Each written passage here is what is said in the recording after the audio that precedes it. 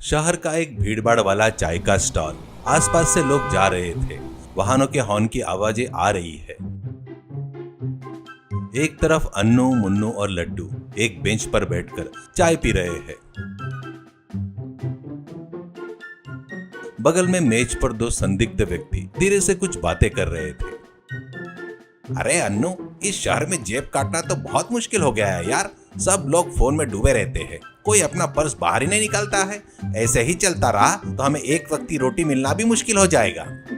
सच कह रहा है मुन्नो। परसों एक आदमी के गले में चेन खींची थी तो पता चला वो रोल गोल्ड की चेन थी। भगवान तो हम पर बिल्कुल तरस नहीं खा रहे हैं। मुझे तो बहुत भूख लगी है यार। चाय के साथ बिस्किट खाने का मन कर रहा है, पर तुम लोग कहोगे कि पैसे नहीं है। हम कब बड़े चोर बनेंगे यार। उसी समय बगल की टेबल पर बैठे दो व्यक्ति की बातें उन्हें सुनाई देती है। पहला चोर, देख भाई, सेठ चमनलाल नाम का एक आदमी मुंबई एक्सप्रेस में हीरे भरकर एक ब्रीफकेस में 27 तारीख को हैदराबाद से मुंबई जा रहा है। हमें उसे पुणे के पास पकड़ना है। अगर वो हीरे मिल जाएंगे तो हम दुनिया के सबसे करोड़पति बन जाएंगे। समझ गया ना? समझ गया बॉस, इस बार कोई गलती नहीं होनी चाहिए। अचानक पुलिस वहां आती है और किसी दूसरे केस में उन दोनों को गिरफ्तार करके ले जाती है। अन्नू, मुन्नू और लड्डू हैरानी से एक दूसरे की शक्ल देखने लगते हैं। अरे वो चोर तो गिरफ्तार हो गए, इसका मतलब हीरे का प्लान अभी खाली है। हम वो काम क्यों ना कर सकते हैं? अगर वो हीरे मिल जाए तो फिर हमें जेब काटने की जरूरत नहीं पड़ेगी। लेकिन वे हीरे कैसे चुराएंगे? क्या वो सेठ हमें ऐसे ही दे देगा?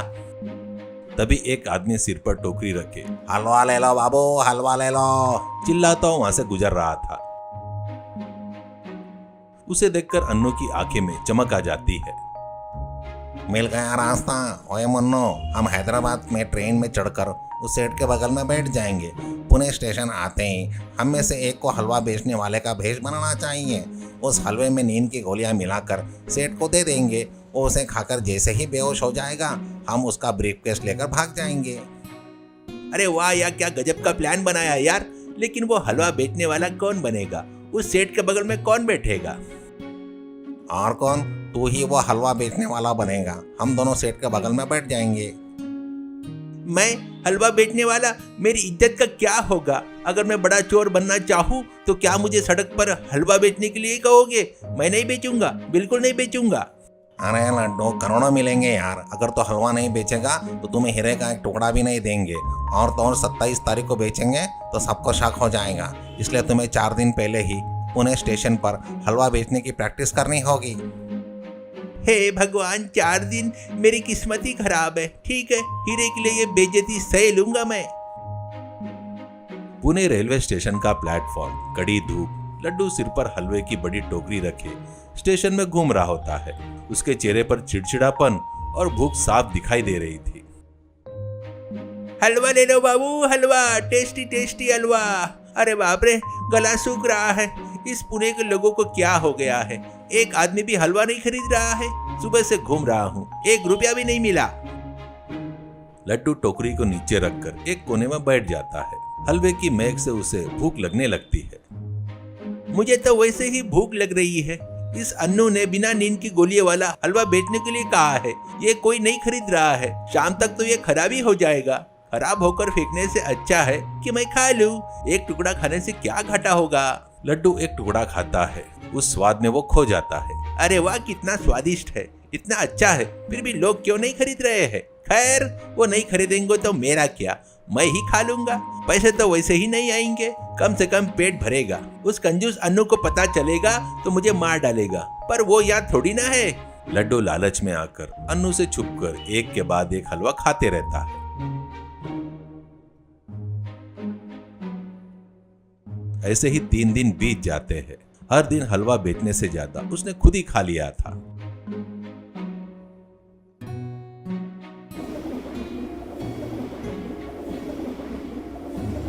ट्रेन के अंदर एसी कंपार्टमेंट में बाहर पेड़ तेजी से पीछे छूट रहे हैं। सेठ चमनलाल अपने ब्रीफ केस को कस के पकड़े रखा है।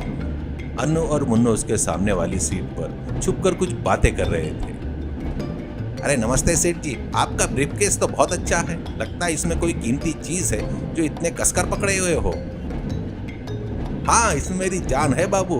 आजकल के जमाने में बहुत सावधान रहना पड़ता है ना। सच में सेठ जी, इस जमाने में किसी पर भरोसा करे कुछ समझ में नहीं आता। पर हम लोग काफी अच्छे हैं सेठ जी। पुणे स्टेशन आने वाला है, वहाँ का हलवा बहुत मशहूर है, आपको पता है क्या? हलवा मुझे उतना पसंद नहीं है बाबू। ट्रेन पुणे स्टेशन पर रुकती है। खिड़की के बाहर से लड्डू चिल्लाते हुए, इस बार लड्डू के पास नींद की गोलियां मिलाए हुआ खास हलवा था। हलवा ले लो बाबू, हलवा, टेस्टी टेस्टी हलवा, आइए बाबू आइए।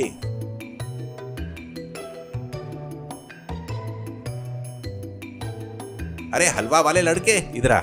सेठ जी, यह हलवा थोड़ा खाकर देखिए, बहुत ही अद्भुत होता है।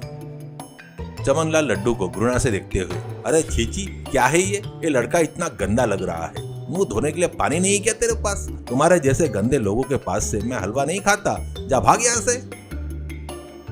लड्डू हैरान और गुस्से में, क्या कहा? मुझे गंदा कहते हो? अरे मैं ये हलवा बेचने के लिए कितने दिन से धूप में घूम रहा हूँ, पता है क्या? अरे भाई शांत हो जा, तू शांत हो जा। सेठ जी गंदा है तो क्या हुआ, हलवा अच्छा होगा, ले लीजिए।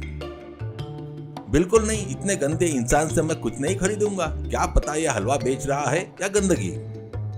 लड्डू गुस्से में आपा खो देता है। गुस्सा दिला रहे हो मुझे गंदा कह रहे हो? अरे हम कौन है पता है क्या? तुम्हारे उस ब्रीफ केस में रखे हुए हीरे के लिए आए हैं। इस हलवे में नींद की गोलियां मिलाकर तुम्हें बेचकर बेहोश करना चाहते हैं, लेकिन तुम मेरे हलवे की बुराई कर रहे हो। अन्नू सिर पीटते हुए, मर गए, सब खत्म हो गया। अरे लड्डू, ये क्या बकवास कर रहा है, मुंह बंद कर अपना। चमनलाल घबराते हुए, हीरे, नींद की गोलियां, पुलिस पुलिस, मुझे बचाइए। मुन्नू और अनु सेठ चमनलाल के हाथ से ब्रीफकेस छीनने की कोशिश करते हैं। उस हाथापाई में पुलिस वहां दौड़ती हुई आती है। पुलिस के द्वारा ब्रीफकेस नीचे गिर जाता है और उसमें से हीरे बाहर आ जाते हैं। पुलिस ने चमनलाल, अन्नू और लड्डू को पकड़कर पूछताछ की और उन्हें जेल में डाल दिया।